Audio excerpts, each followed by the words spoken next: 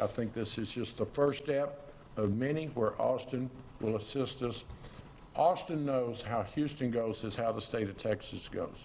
This week, in what looked very much like a masterfully played hand of poker, Houston Mayor John Whitmire blindsided forces on council looking to raise city property taxes. The mayor did it by engineering a $50 million cash grant from the state of Texas.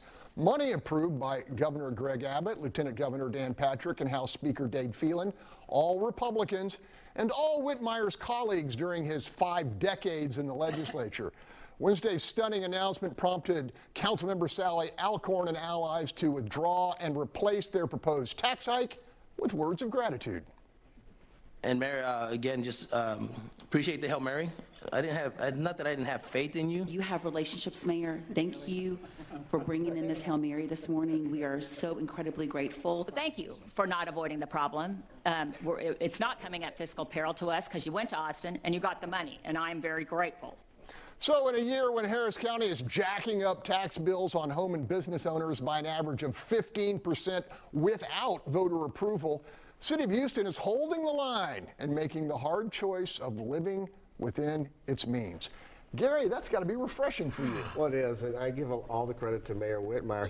He's thinking outside the box, because the typical reaction are those council people who wanted to raise taxes, because those folks, when they think we need more money, raise taxes. I mean, what about other sources of revenue? I don't want to deal with that. It's much easier to raise taxes. So Whitmire gets credit, and as we've talked about on this program many times, we think there are more cards in that deck coming out that's going to bring more money to the city, which it should.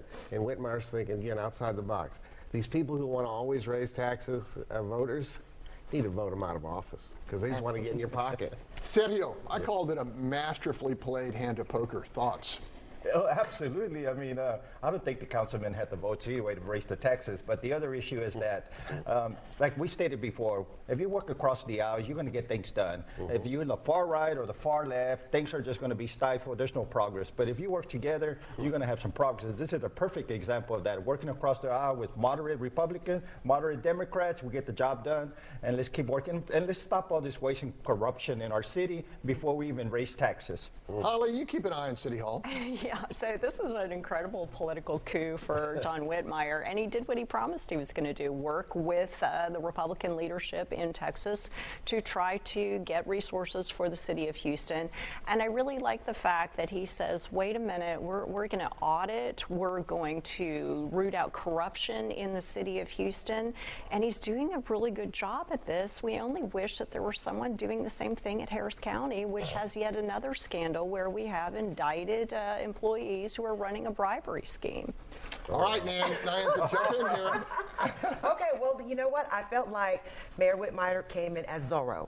slash, with no mask. And I'm so glad, because sometimes when you see the city council personnel, I'm going to say the mixed company men and women, but you're raising taxes, and yes, I've been known to be a Democrat.